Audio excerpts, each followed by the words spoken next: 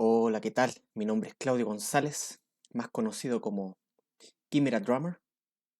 Pueden encontrarme en mis redes sociales aquí. Eh, um, Hartas cosas han pasado. No solo tuve un encuentro con Carlos Veloz, sino también tuve una conversación con Rudy Rosado, de quien ya he hablado anteriormente. Debo decir que si bien no concuerdo en nada de lo que, de lo que él propone con respecto a la forma en cómo él entiende posiblemente la soberanía de Dios y definitivamente no comparto nada su postura con respecto al libre albedrío, eh, porque como lo he dicho muchas veces en este canal, yo no concibo que exista algo que sea autónomo del poder de Dios tanto en el mantenimiento de su ser como en sus actos. Por lo tanto, no existe algo así como un libre albedrío entendido como una cosa autónoma en relación al poder eh, providencial de Dios y creador de Dios también, porque Dios mantiene la creación mediante su poder. Entonces,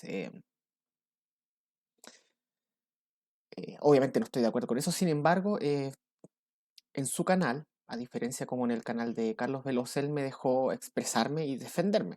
Eh, por supuesto, como fue un, un diálogo bastante informal, eh, um, hay varios agujeros que no fueron llenados y también, no sé si les pasa a ustedes, pero a veces uno cuando estás en una discusión con una persona X, en el momento tú tienes que pensar rápidamente y buscar en tu mente, dentro de toda la información y la configuración de tus pensamientos, eh, cómo moldear eso para dar una respuesta apropiada. No necesariamente que satisfaga al otro, pero por lo menos que satisfaga los requerimientos racionales de una respuesta. Y muchas veces después de que eso ya sucede, uno dice, rayos, cómo no se me ocurrió decir esto.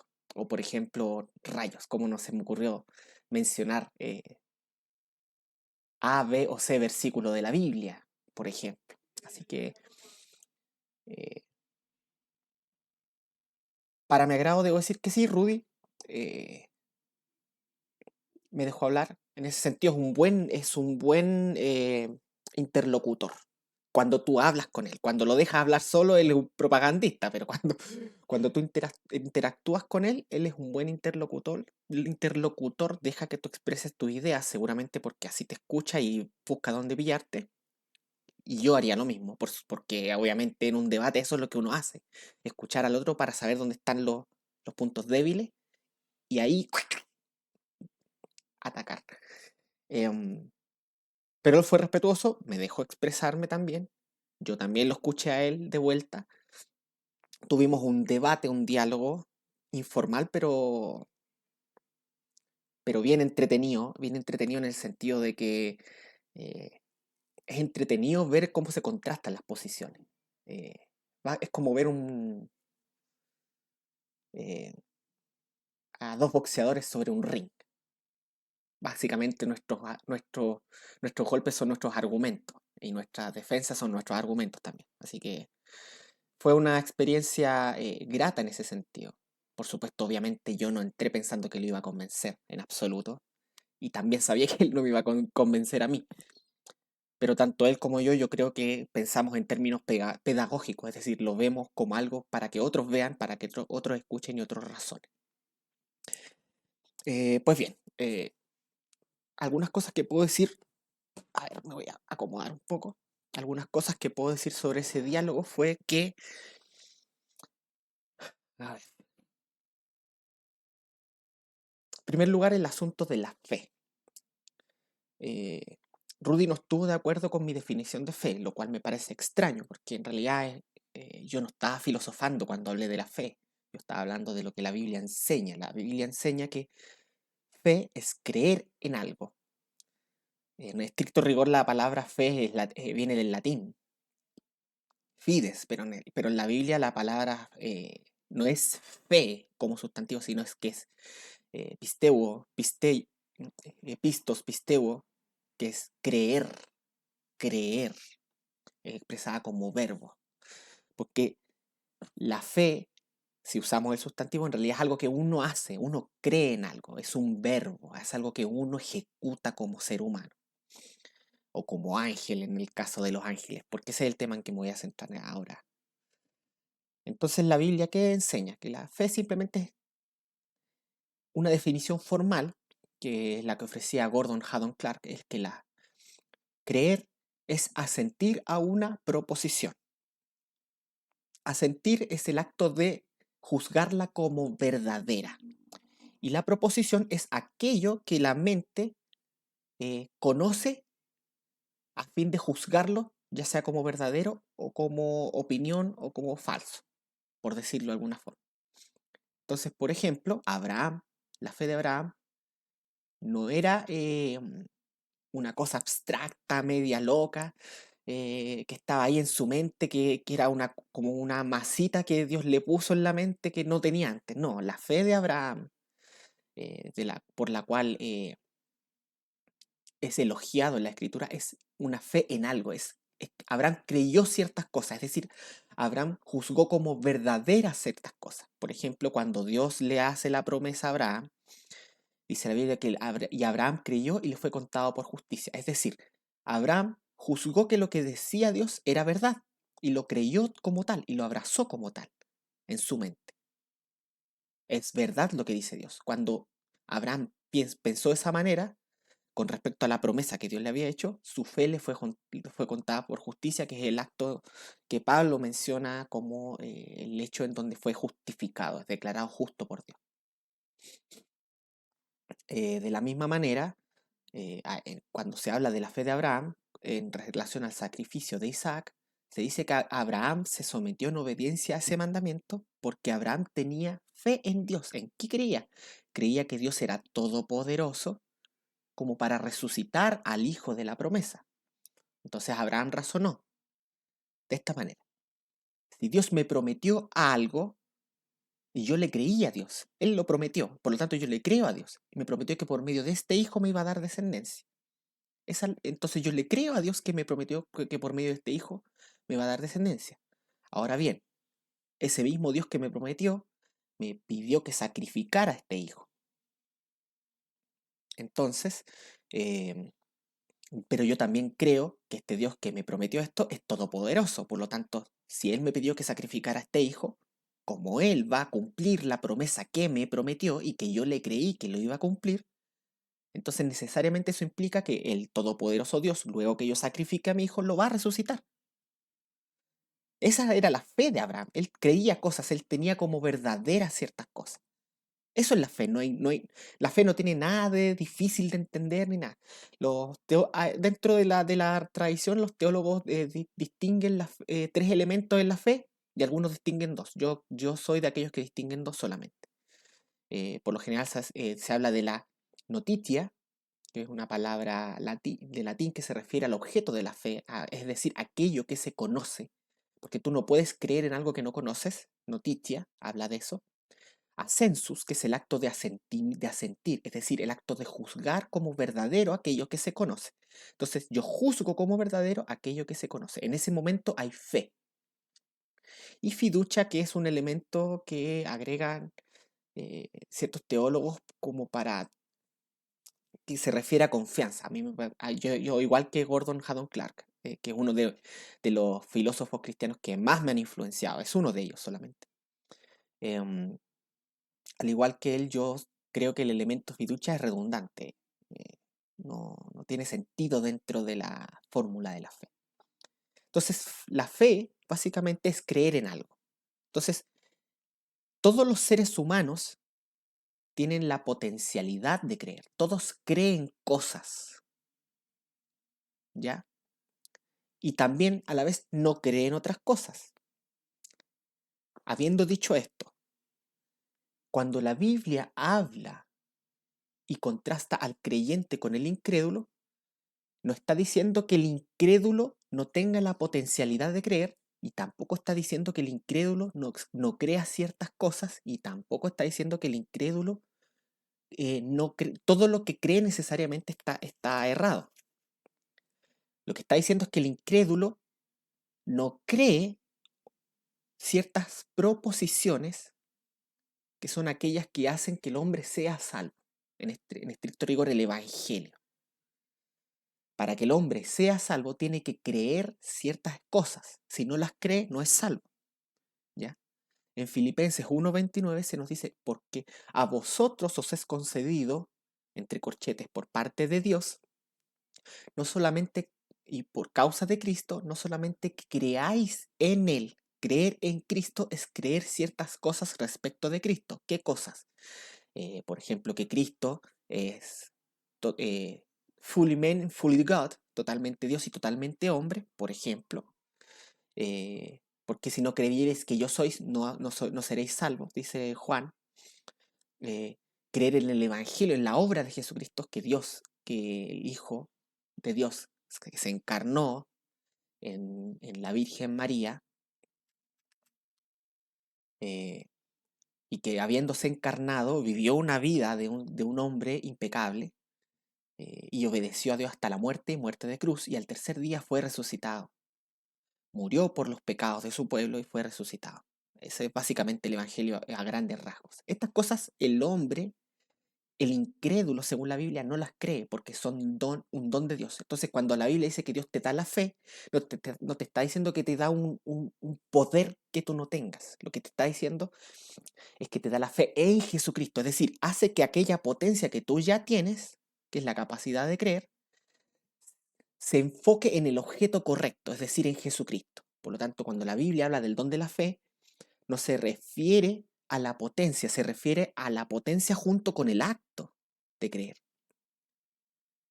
¿Me entienden? Entonces, Filipenses 1:29 por eso habla de que lo que se nos concede es el creer en Él, porque todos los seres humanos tienen fe, todos los seres humanos creen cosas, es algo que es inherente al alma humana. Todos los seres humanos juzgan ciertas cosas como verdaderas, pero no todos los seres humanos creen aquellas cosas que los van a llevar a ser salvos. Ese es un don de Dios. El hecho de que Dios agarre tu fe en cosas, en ciertas cosas erradas y la dirija hacia el objeto correcto, que es Jesucristo.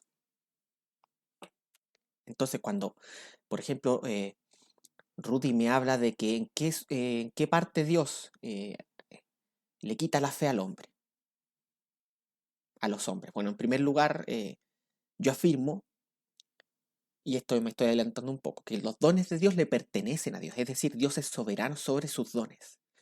Pero hay una diferencia que Dios hace con aquellos hombres, a quienes salva, que Dios les ha prometido salvarles, les ha prometido mantenerles los dones.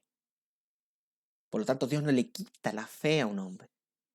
Si Dios le concede la fe a un hombre, ese hombre a quien Dios le concede la fe no la va a perder nunca. La intercesión de Jesucristo le asegura esa fe, porque esa es la promesa de Dios. ¿Ya? Entonces, cuando decimos que Dios, ¿en qué momento le quita la fe a un hombre? Podemos decir que, por ejemplo, eh, cuando Dios salva a un hombre, y la Biblia dice que en Filipenses 1:29, vuelvo a repetir, porque a vosotros os es concedido por causa de Cristo, no solamente que creáis en Él. Ese creer en Él implica dejar de creer otras cosas con respecto a Cristo. Por ejemplo, una persona puede pensar que Jesucristo es solamente un gran maestro de la historia, ¿ya? Pero en el momento en que Dios le concede la fe en a esa persona en Jesucristo para salvación, deja de creer que es meramente un gran maestro de la historia y pasa a creer que es el Hijo de Dios, la segunda personalidad hecha hombre, encarnada para la salvación de su pueblo y resucitada al tercer día, luego de su muerte. Entonces, ahí tenemos un ejemplo de que Dios hace que ciertas personas dejen de creer ciertas cosas y pasen a creer otras. Por ejemplo, los judíos que eran salvos, por ejemplo, Pablo, no creía que Jesucristo era el Mesías. Entonces, él juzgaba como verdad que Cristo no era el Mesías. Pero cuando se le aparece Jesucristo y lo salva, pasó de creer en eso a creer que Jesucristo era el Mesías. Entonces, ahí tienes un ejemplo de Dios causando que deje a una persona de creer ciertas cosas y pase a creer otras cosas. Y la respuesta es coherente con la definición de fe que yo le ofrecí a Rudy. Y es coherente con lo que me está pidiendo. Claro, él en su pregunta habla de la fe en la forma en que yo expresé antes, como que la fe es algo que el hombre no tiene hasta que Dios se lo da, como una potencia, por decirlo así. No como el hecho de que Dios tome la potencia que el hombre tiene, porque todos los hombres creen muchas cosas, todos los hombres tienen fe en cosas, y pase a tomar esa potencia y la ubique en el objeto correcto, que es Jesucristo. Como la respuesta es coherente con la definición de fe que yo ofrezco y que la Biblia enseña, porque incrédulo en la Biblia no es aquel que no tiene fe, sino aquel que no tiene fe en Jesucristo para salvación. Ese es un incrédulo. Da lo mismo lo que crea. Puede creer que Dios es uno, puede creer eh, que Jesucristo no es el Mesías, pero era un gran maestro. Da lo mismo lo que crea, pero si él no cree en el Evangelio de Jesucristo para salvación, no es salvo. Y eso es un incrédulo para la Biblia. No alguien que no cree en nada, sino que es alguien que no cree ciertas cosas que debiese creer un hombre para salvación. Eso es un incrédulo. Alguien que no abraza la fe verdadera, la fe cristiana, alguien que no cree la que la fe cristiana enseña. Entonces mi respuesta es coherente con lo que dice y ahí tienes una respuesta de en qué momento la Biblia enseña que Dios le quita la fe a los hombres, en el acto en que Dios le da fe al hombre para creer ciertas cosas que antes no creía y deja de abrazar, y ese hombre en el momento en que Dios ubica la fe en el objeto correcto, por necesidad lógica va a dejar de abrazar ciertas cosas que abrazaba antes con respecto a ciertos temas, ciertas ideas. ¿Ok? Entonces ahí tienes un ejemplo. Ahora quiero hablar un poco, introduciéndome en el tema de los ángeles y la fe de los ángeles. Yo quisiera ampliar el asunto. Yo no quiero hablar de la fe de los ángeles, porque eso es minimizarlo a un atributo en particular. Hablemos, para ubicarnos en esto, de la santidad original de los ángeles. Bueno, para introducirnos en este asunto, primero tenemos que entender cuál es la relación de Dios con aquellas cosas que da. Eh, Santiago nos dice que todo don perfecto viene de lo alto, todo buen don que Dios concede viene de Dios, ¿ya? Sin embargo, no es que Dios ponga un don en una persona y aparte sus manos y desaparezca. Y esta persona, teniendo el don, por sí mismo va a poder obrar el bien. ¿Por qué razón? Porque eso implicaría que hay cosas en la creación que pueden ser virtuosas en sí mismas con independencia de Dios. ¿Se entiende? Con independencia me refiero a la independencia en términos de operación. Es como si Dios, es como un relojero que hace un reloj, lo deja en la mesa funcionando solo, él no se mete más en el reloj. El reloj funciona por sí mismo. No es así la relación de Dios con aquellas cosas que da. Cuando Dios concede algo, Dios lo concede soberanamente. Y con soberano me refiero a que Dios lo concede y lo controla y sigue siendo de él. Por eso nosotros le agradecemos a Dios que Dios nos dé la fe, que Dios nos conceda el arrepentimiento, que Dios nos conceda las virtudes suficientes para poder perseverar en la fe cristiana. ¿Ya? ¿Cómo entendemos esto en la Biblia? Cuando Jesucristo, el hombre rico, le dice, Maestro bueno, ¿qué cosa he de hacer para obtener la vida eterna? Y Jesucristo, ¿qué le responde? ¿Por qué me llamas bueno? No hay bueno sino solo Dios. Cuando Él dice eso, Él no está queriendo decir que solo Dios es bueno y el resto son todos malos. No. Él está queriendo decir que solo Dios es bueno en sí mismo. ¿Se entiende? Cuando decimos que Dios es bueno en sí mismo, decimos que la bondad es una característica esencial de su ser. ¿Ya? Ahora, el hombre es bueno no en sí mismo, sino en relación con Dios. Es decir, toda bondad que haya en la creación, toda bondad que haga un hombre, cuando un hombre es fiel, cuando un hombre es correcto, y yo me refiero a estos dones correctamente entendidos, no a la mímica de estos dones que hacen los incrédulos, porque un incrédulo puede no ser mentiroso, pero eso no significa que el no mentir de ese incrédulo sea algo que venga de Dios en el sentido de tener su aprobación, porque Él no lo hace eh, para glorificar a Dios. Básicamente se hacen leyes en sí mismo. Creen que yo no miento porque yo soy bueno en mí mismo. En cambio, un cristiano dice, yo no miento porque Dios persevera en mí para que yo no mienta. ¿Se entiende la diferencia? Entonces, cuando una persona recibe de Dios virtudes divinamente, usemos una palabra, derramadas sobre esta persona, esas virtudes no dejan de ser independientes del poder de Dios. ¿Ya? Por eso mismo Jesucristo dice, separados de mí, nada podéis hacer. Entonces, una persona que hace el bien espiritual, el correcto bien espiritual, que hace una verdadera buena obra, no una imitación, eh, la hace en conexión con Cristo y con Dios, el Padre. Solo Dios es bueno en sí mismo. Nosotros somos buenos en relación a Dios. Y nosotros nos seguimos manteniendo en bondad y en perseverancia y en fe porque Dios persevera en nosotros esos dones. ¿Se entiende? ¿Es diferente esto de los ángeles? Para nada en absoluto.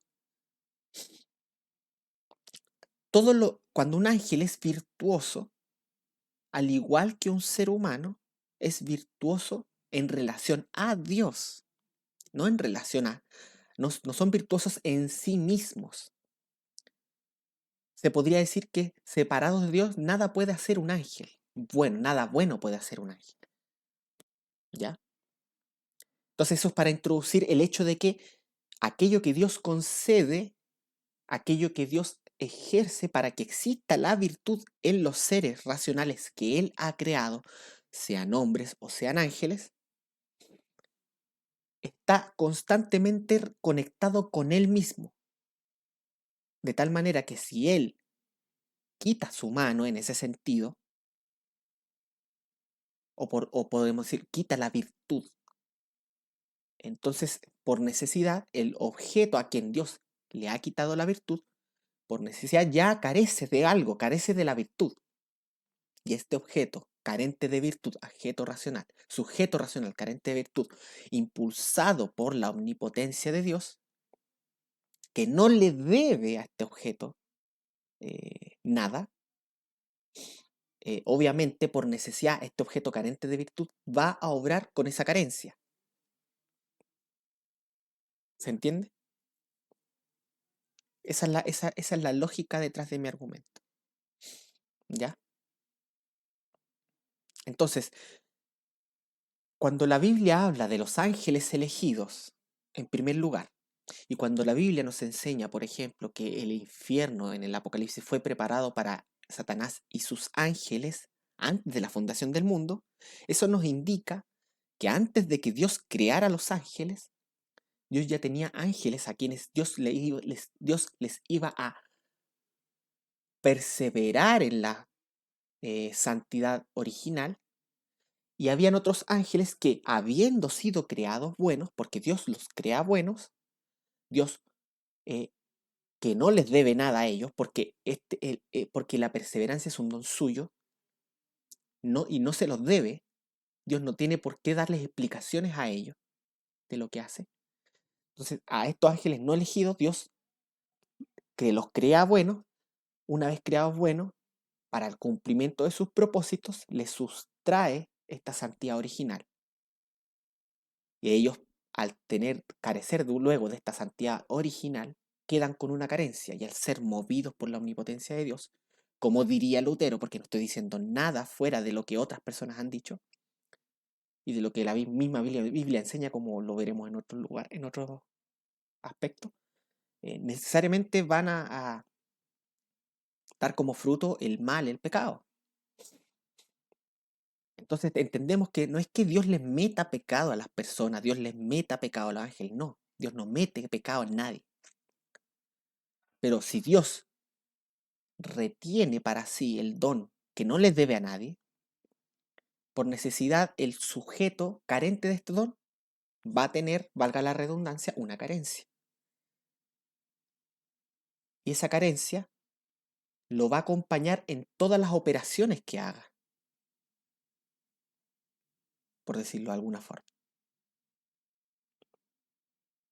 ¿Ya? Voy a leer brevemente a Martín Lutero sobre este punto, para que no se diga que estoy hablando nada fuera de lo que todo calvinista, aunque Lutero no era calvinista, pero en esto era más calvinista que Calvino, dicen algunos. Una breve sección para que se entienda esta operación, o como yo la entiendo. Ya. Esto se encuentra en Clásicos de la Fe, obras de Juan Calvino, obras de Martín Lutero, ¿ya? En la parte de la esclavitud de la voluntad. En la sección 84, página 224 y 225, ¿ya?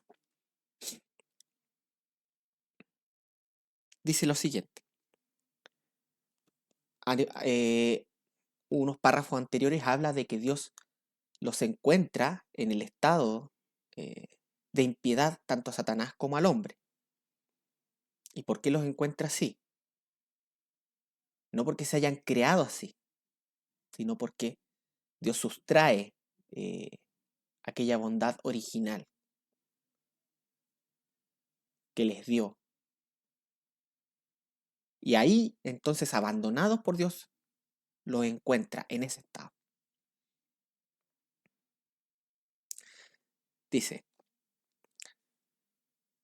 ahora bien, Satanás y el hombre caído, abandonados por Dios, no pueden querer lo bueno, es decir, aquello que complace a Dios o que Dios quiere, sino que siempre ponen la mira en sus propios deseos, de modo que no son capaces de buscar sino lo suyo. Por ello, esta voluntad y naturaleza apartadas de Dios no pueden ser nada. Cuando dice no pueden ser nada, se refiere a que son carencias activas. Es decir, la falta de esta carencia necesariamente provoca que sucedan ciertas cosas cuando se mueve este sujeto que carece de algo. Como carecen de esta bondad original, por lo tanto, al ser impulsados por la omnipotencia de Dios, como dice Martín Lutero más adelante, obviamente no pueden querer lo bueno y siempre ponen su mira en sus propios deseos. A eso se refiere. Por ello, esta voluntad y naturaleza apartada de Dios no pueden ser nada. Tampoco lo son Satanás y el hombre impío, ni la naturaleza y la voluntad que tienen, aunque sea una naturaleza corrupta y opuesta a Dios. Por lo tanto, ese remanente de la naturaleza en Satanás y el impío de la cual hablamos, por ser una criatura y obra de Dios, no está menos sujeta a la omnipotencia y acción divinas que el resto de las criaturas y obras de Dios. Ahí hace la conexión que yo hago, pero en el sentido no en el sentido de la bondad original, sino en el sentido de que, aún carentes de esta bondad, Satanás y los hombres y la voluntad en ellos necesariamente está sujeta a la omnipotencia de Dios y no puede ser de otra manera. Si la omnipotencia de Dios no está en ellos o no opera en ellos de alguna manera, dejarían de existir en primer lugar. Sigo leyendo. Puesto que Dios hace todas las cosas en todos, forzosamente hace todo en Satanás y el impío. Pero Él hace todo en ellos así tal cual son en sí mismos y tal cual es el estado en que los encuentra. Es decir, como ellos están en oposición a Dios y son malos, porque Dios los encuentra carentes de esta bondad. Los encuentra carentes de estas virtudes que Dios mismo no les concede o que Dios mismo les apartó, por lo menos en el caso de los ángeles o en el caso de Adán. Sigo leyendo, dice, como ellos están en oposición a Dios y son malos, al ser arrastrados por la acción de la omnipotencia divina, no pueden sino hacer lo malo y lo que es contrario a Dios. Así como ocurre con un jinete que cabalga sobre un caballo cojo, de una o dos patas, el jinete cabalga sobre el caballo, así tal cual está, Es decir, el caballo camina mal. Pero, ¿qué puede hacer el jinete? Él monta esta clase de caballos junto con caballos sanos. Sin duda, a él le va mal y al resto le va bien. Pero no puede ser de otra manera a no ser que el caballo se cure. La idea de esto es que hace una analogía entre un jinete y un caballo. Si el jinete se sube a un caballo que está cojo, cuando el jinete haga que el caballo ande, el caballo va a andar con la cojera, es decir, su cojera va a arrastrar su andar. Pasa lo mismo con Dios. Si Dios encuentra al hombre carente de virtud, al impulsarlo con su omnipotencia, necesariamente ese hombre carente de virtud va a pecar y va a hacer cosas que sean contrarias a la voluntad de Dios, por decirlo de alguna forma.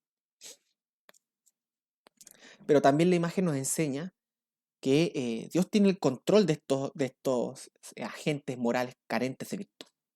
No es que los deje andar por sí mismos, no es que les dé poder para que ellos autónomamente después apliquen ese poder a su libre arbitrio, que no existe, dicho sea paso, por lo menos para Lutero, sino que él los dirige, porque él es el director, él es el que providencialmente dirige todas las cosas hacia el fin que él se ha propuesto. ¿Ya? Ahora, la forma en cómo eh, este caballo cojo va a poder andar correctamente si se cura. Y ahí entra la salvación, por lo menos en el caso de los hombres, porque a los ángeles Dios no les ha dado, no les ha salvado, porque como dice Hebreos, no ha socorrido a los ángeles Dios, sino que socorrió a la descendencia de Abraham. Sigamos leyendo, dice, en este caso, observas que cuando Dios obra en y por medio de los malos, se manifiesta el mal mismo.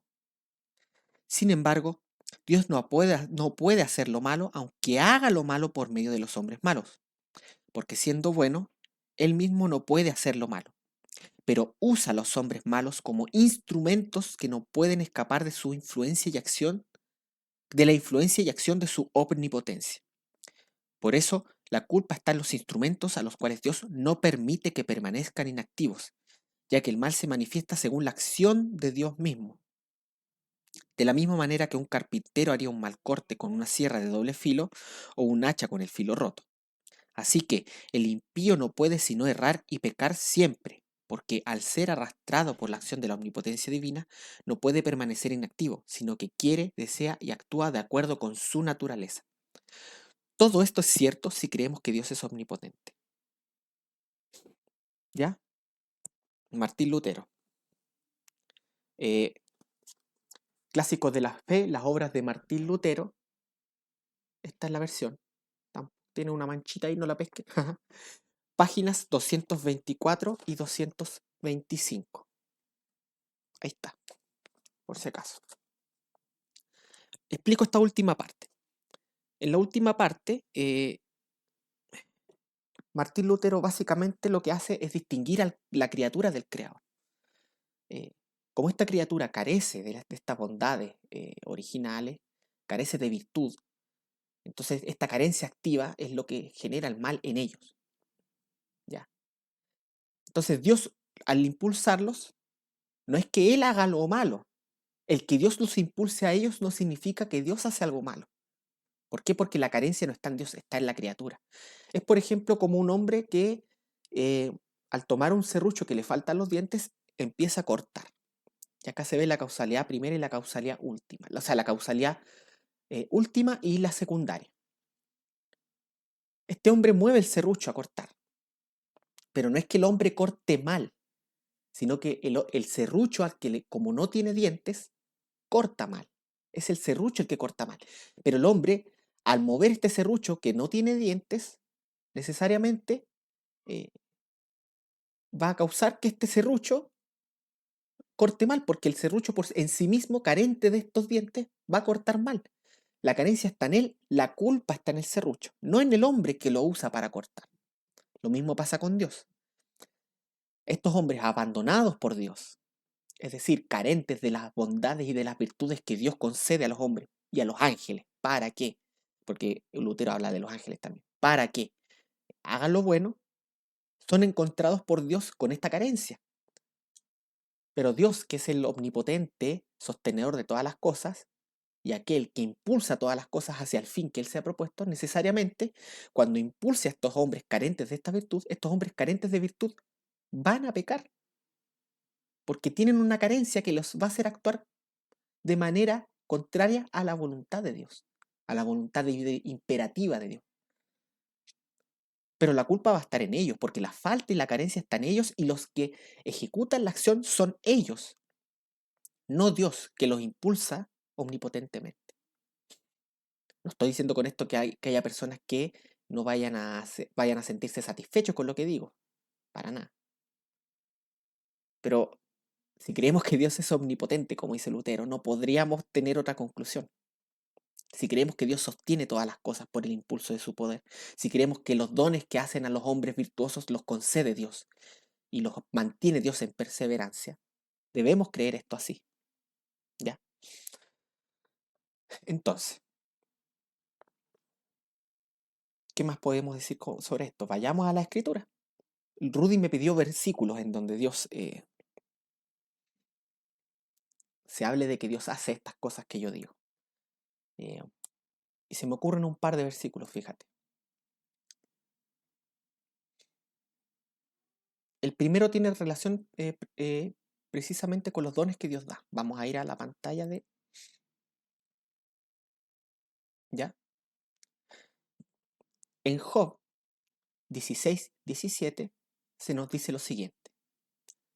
Con Dios, con Él, está el poder y la sabiduría.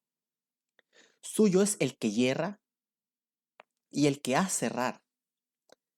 Él hace andar despojado de consejo a los consejeros y entontece a los jueces. En esta sección es Job el que está hablando, él está describiendo la soberanía de Dios sobre todos los hombres. Él dice que con él está el poder y la sabiduría. Pero más adelante dice que él hace andar despojados de consejo a los consejeros y entontece a los jueces. Tanto los consejeros como los jueces son personas que son tenidas como sabias, que tienen sabiduría para poder dar consejo y emitir juicio. Pero ¿qué dice Job al respecto de ellos? Dice que, en primer lugar, dice que a Dios le pertenece el que hierra, es decir, aquel que cae y aquel que hace errar. Esto tiene relación con lo que sigue, porque un consejero da un consejo. Si un consejero da un mal consejo, entonces él hace errar al que hierra, aquel que escucha el consejo y le obedece. Sin embargo, ¿qué nos dice el versículo acá? Dice que con Dios está la sabiduría. Es decir, la sabiduría le pertenece a Él. Es un don que Él entrega. ¿Ya? Si Él no entrega este don, el consejero no va a, a dar consejos sabios y los jueces van a andar de forma tonta. Él entontece a los jueces, los hace tontos.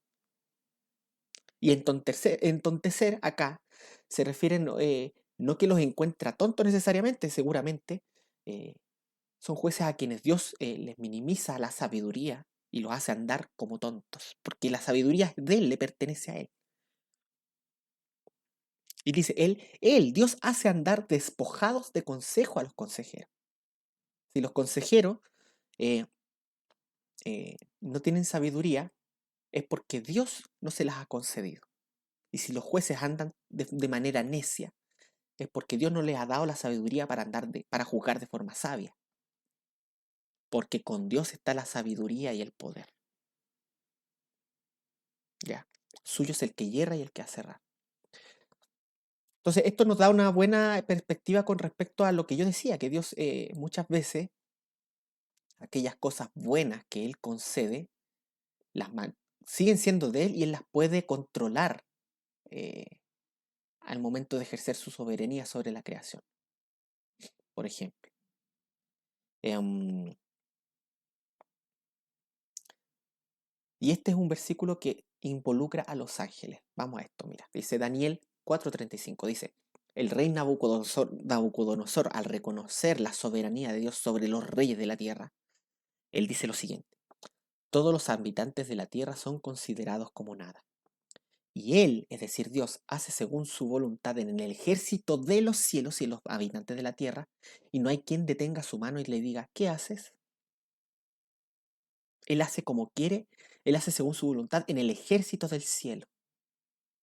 Esto me lleva a lo que se dice en Romanos 9, en Romanos 9:19, porque el objetor de Pablo dice, pero si Dios endurece, entonces ¿por qué culpa si Él endurece? ¿Ya? Dejemos de lado la forma en cómo lo hace. Yo lo explico en términos de que Dios no opera aquellas virtudes en las personas que las harían virtuosas y al no operarlas, los endurece, obviamente. Eh, pero él dice, pero si estas personas que son endurecidas andan endurecidas porque Dios quiere que sean endurecidos y Dios mismo los endurece, porque Pablo explícitamente dice en el versículo anterior que Dios al que quiere endurecer, endurece. Es una cosa deliberada de Dios. Él de su voluntad lo hace. A los que quiere endurecer, endurece. Entonces, después, ¿por qué les echa la culpa?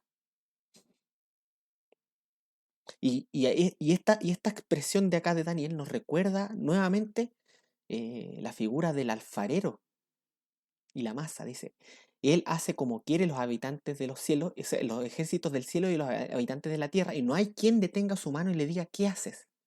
¿Cómo responde Pablo cuando el objetor le habla así? En los versículos 20 en adelante de Romanos 9.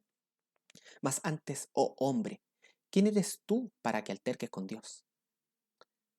Dirá el vaso de barro al que lo formó, ¿por qué me has hecho así? Y ahí viene mi primera pregunta a Rudy Rosado o a cualquiera que quiera responderla. Sea que esté de acuerdo conmigo o no, sea calvinista, sea arminiano, sea provisionista, da lo mismo. Mi primera pregunta es, ¿Dios tiene derecho de quitarle la fe a un ángel si él así lo dispone? ¿O vamos a ampliar más el asunto? ¿Dios tiene potestad para quitar la santidad original a los ángeles que él ha creado si él así lo quiere? Eh, en los comentarios espero su respuesta y su justificación. ¿Ya? Porque según lo que me enseñan estos versículos, Daniel 4:35, y lo que me dice también Romanos 9, eh, Dios es como un alfarero. Ese es el poder que Dios tiene sobre la creación y sobre los agentes ético-morales, sean ángeles o sean hombres. Él dice que Él hace según su voluntad en el ejército del cielo y de los habitantes de la tierra, y no hay quien detenga su mano y le diga, ¿qué haces? Es decir, no puede ser cuestionado. ¿Ya? Y acá hay un ejemplo de que Dios hace lo que quiere. Con Él está el poder y la sabiduría. Suyo es el que hierra y el que hace errar. Él hace andar despojados de consejo a los consejeros y entontece a los jueces. ¿Por qué? Porque suya es la sabiduría. Suya. Con Él está la sabiduría. Y si Él no quiere dar sabiduría, entonces los consejeros van a andar despojados de consejo y los jueces van a andar de manera tonta.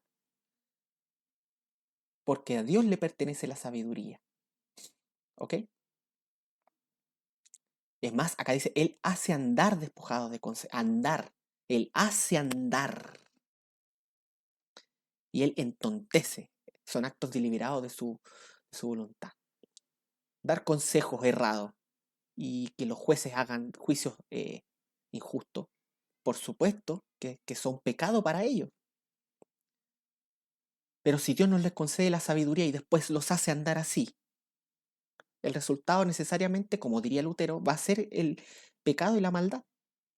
Y la maldad no va a estar en Dios, sino que el agente, aquel que ejecuta el mal es el agente moral carente de las virtudes que Dios concede para que no se haga la maldad, no se cometa pecado. Pero Dios sigue siendo soberano sobre ellos. No es que Dios los deje, se aparte de ellos y los deje a su libre albedrío autónomo. No puede ser, no puede ser. ¿Ok? Ya, ahora vamos a ir a un par de eh, pasajes de Juan Calvino.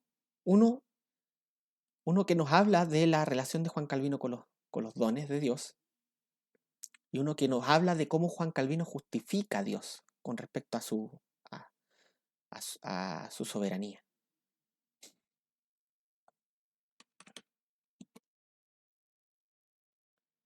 Este es el capítulo 5. Vamos a leer a Juan Calvino ahora. Yo con esto no estoy diciendo que eh, lo que yo digo es verdad. Yo creo que lo que yo creo en este punto es verdad porque es lo que yo veo que enseña la Biblia. Pero lo que quiero afirmar es que no es algo que esté alejado de la tradición calvinista. Ya vimos que cómo Lutero se expresa con respecto a la soberanía de Dios. Ahora vamos a ver a Calvino. Esto tiene que ver con la perseverancia en primer lugar. Dice,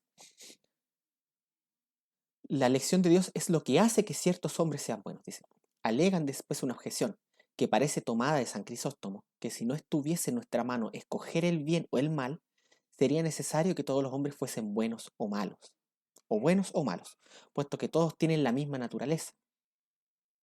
No es muy diferente a esto lo que escribió el autor del libro de la vocación de los gentiles, comúnmente atribuido a San Ambrosio, cuando argumenta que nadie se apartaría jamás de la fe si la gracia de Dios no dejase a la voluntad tal que pueda cambiar de propósito.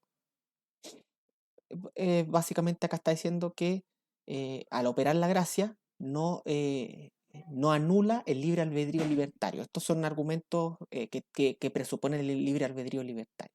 Entonces, según este libro, eh, dice que nadie se apartaría de la fe si la gracia de Dios no dejase la voluntad tal que pueda cambiar de propósito. Es decir, que la gracia de Dios en esta perspectiva no opera de tal manera que impida por necesidad la caída de los hombres. ¿Ya? Sigue Juan Calvino, dice, me maravilla que hombres tan excelentes se hayan llamado así a engaño. ¿Cómo es posible que Crisóstomo no tuviera presente que es la elección de Dios la que diferencia a los hombres? Ciertamente no hemos de avergonzarnos en absoluto de confesar lo que tan contundentemente afirma San Pablo. No hay justo ni aun uno. Pero añadimos con él que a la misericordia de Dios se debe que no todos permanezcan en su maldad.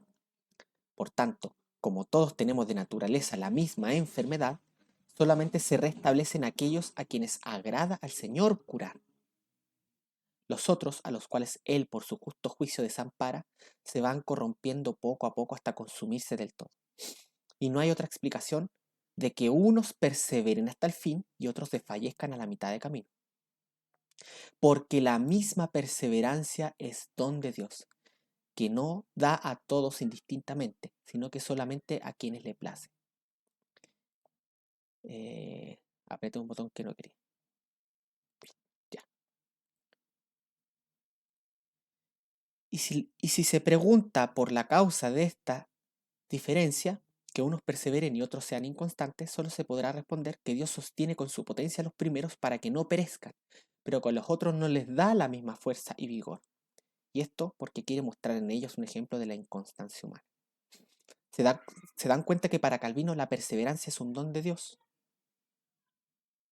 Por lo tanto, podríamos decir que a Adán Dios no le dio la perseverancia hasta el fin. ¿Ya?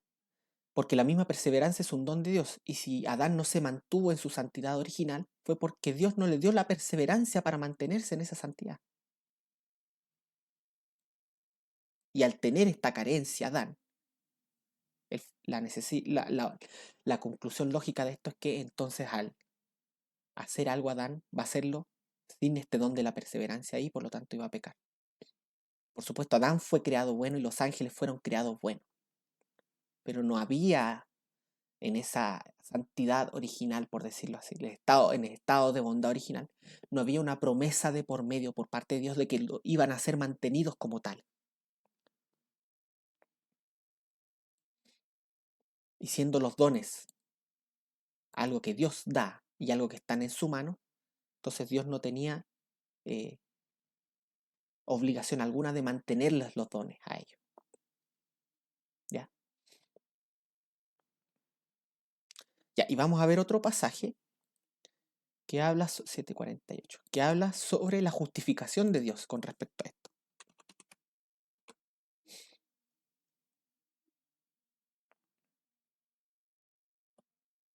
Vamos a ver.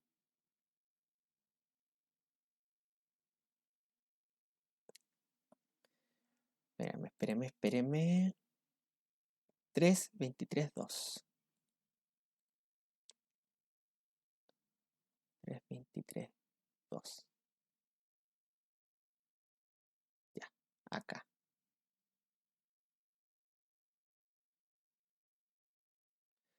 En cambio nosotros. 320. Mira, me fue al 25. Una que.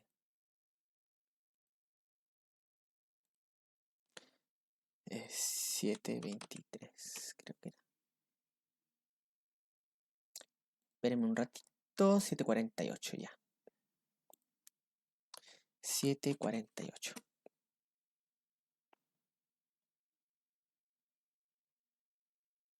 Ya. Vamos a leer esto un poquito más extenso. Dice, ¿no sería injusto que Dios destinara la muerte a las a criaturas que no le han ofendido aún?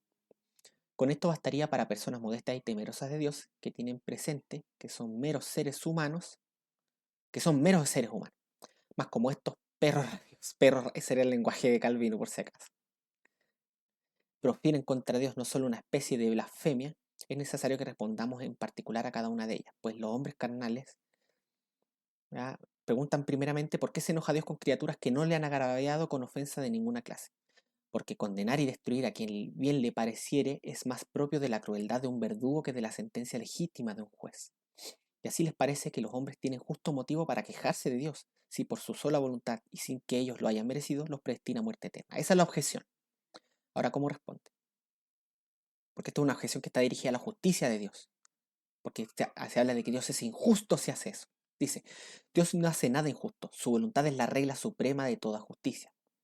Si alguna vez entran semejantes pensamientos en la mente de los fieles, estarán debidamente armados para rechazar sus golpes con solo considerar cuán grave mal es investigar los móviles de la voluntad de Dios, puesto que de cuantas cosas suceden, ella es la causa de de toda justicia. Es decir, lo que está diciendo es que lo que Dios hace, o sea, no solamente lo que Dios decreta o como imperativo es lo justo, sino que lo que Dios hace al momento de Dios actuar está obrando justamente, porque no hay reglas sobre Dios.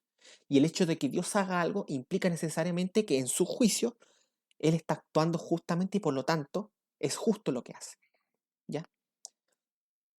Porque si hubiera algo que fuera causa de la voluntad de Dios, sería preciso que fuera anterior y que estuviera como ligada a ello. Es decir, si fuera algo que fuera, si la voluntad de Dios al obrar estuviera causada por algo anterior a sí misma, entonces esto estaría sobre Dios.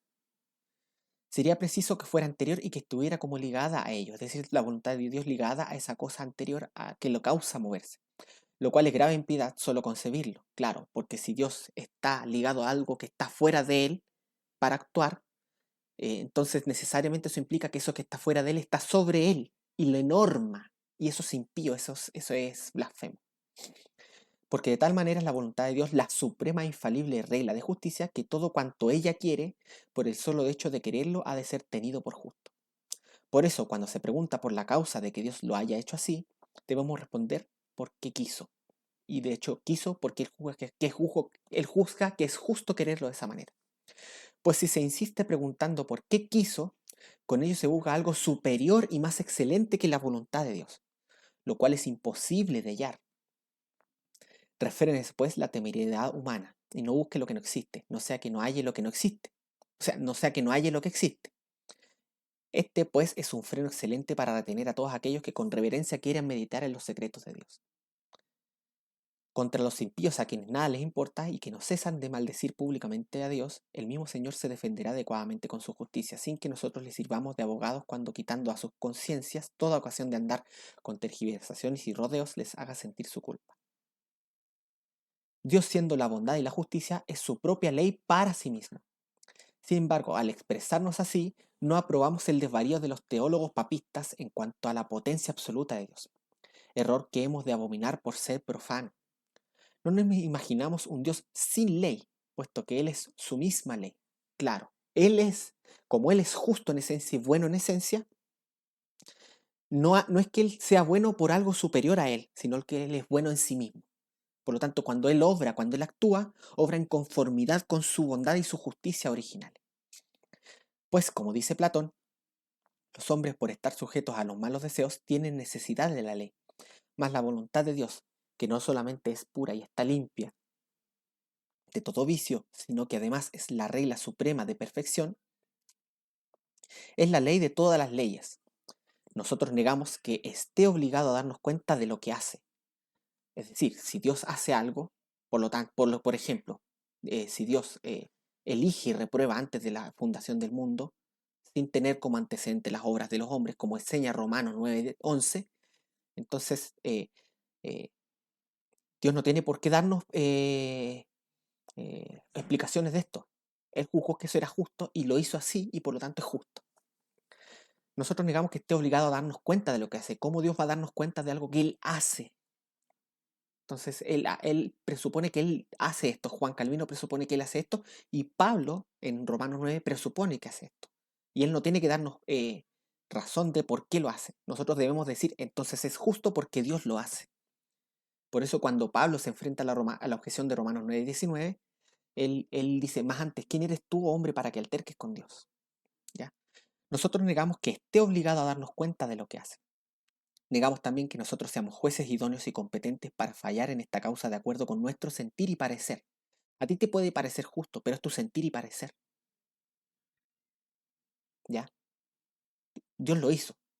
Y si Dios lo hizo es porque Él juzga que es justo para Él hacerlo. Él tiene potestad para hacer de la misma masa un vaso para honra y otro para deshonra y no tiene que darle explicaciones a nadie. O, en su defecto, en el tema de los ángeles, Él juzga que Él no le prometió mantenerles en la voluntad original a los ángeles no elegidos. Y por lo tanto, como los dones que le pertenecen a Él, se los puede retirar si él así los desea, porque no hay pacto de por medio que obliga a Dios a mantenerles tales dones. Por ello, si intentamos más de lo que nos es lícito, temamos aquella amenaza del Salmo, que Dios será reconocido justo y tenido por puro cuantas veces sea juzgado por los hombres mortales. Mira, y acá agrega, Dios no está obligado a conceder su gracia al pecador que encuentra en sí mismo la causa de su condenación. Claro, él está hablando de los hombres en el estado de pecado. Cuando usa la palabra gracia, obviamente el contraste es con respecto al pecador. ¿Ya? Pero cuando hablamos de los ángeles, podríamos decir que Dios no está obligado a conceder eh, las virtudes que mantendría un ángel en perseverancia en la virtud, eh, porque es Dios, o sea, si Él quiere, lo retira, eso le pertenece a Él. ¿Ya? Y aquí como Dios con su silencio puede reprimir a sus enemigos. Más para que, ya. Bueno,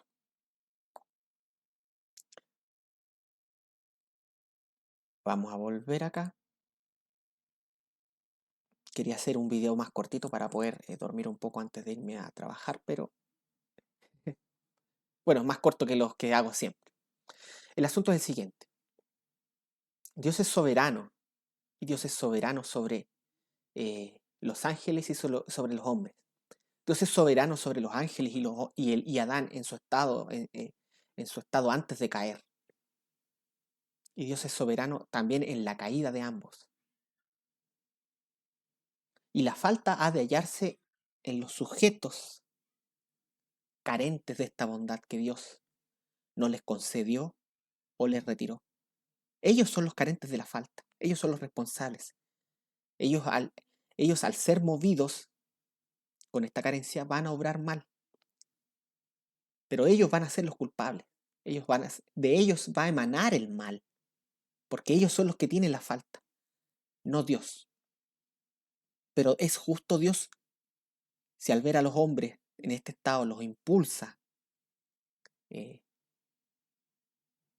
para que obren en conformidad con sus naturalezas caídas, o cuando ve a los ángeles y sin haberles prometido mantenerles en perseverancia, a los ángeles no elegidos les retira la bondad original, para que, teniendo la naturaleza de ellos luego esta carencia, al ser impulsados por la omnipotencia de Dios, como enseña Lutero, como enseña Calvino, algo que yo, y de hecho, eh, hasta Santo Tomás de Aquino enseña esto, o hay retazos de esto en Santo Tomás de Aquino, que podríamos hablarlo en otro video. Eh, ¿Es justo Dios cuando hace estas cosas? Por supuesto, por supuesto. porque Él es Dios.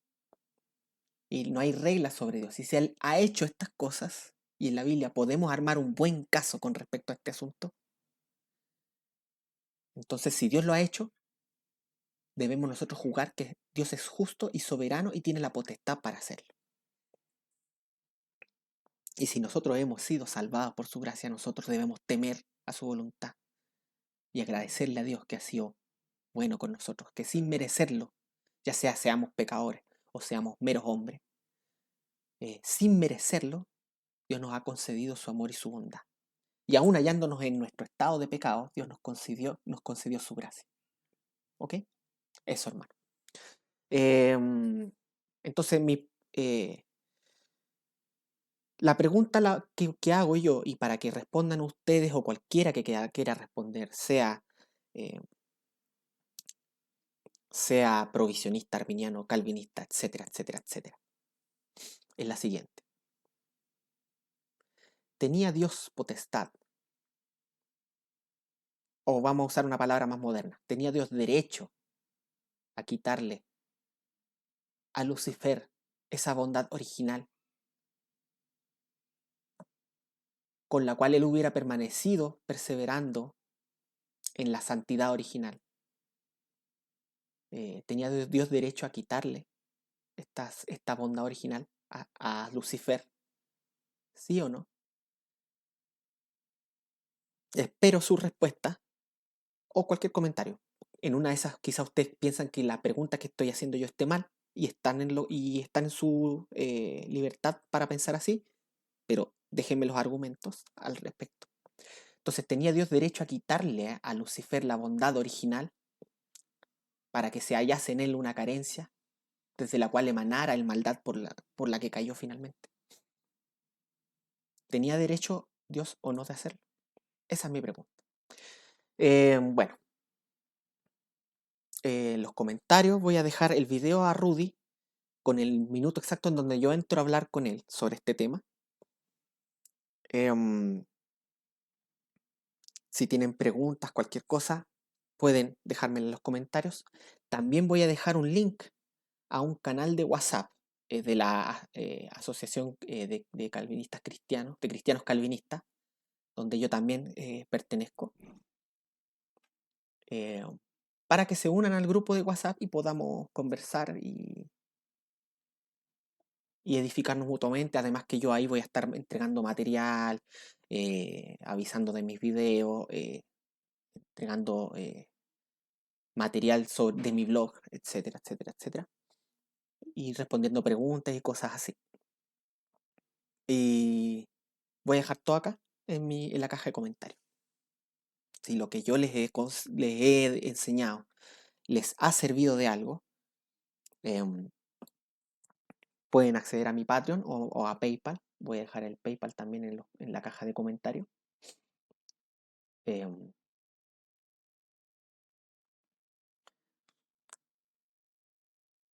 como siempre, como siempre, hable yo, hable cualquier persona con respecto a estos temas. Como siempre, seamos buenos bereanos. Vayamos a la escritura y comprobemos si esto es así. Examinadlo todo, retened lo bueno y solideo gloria.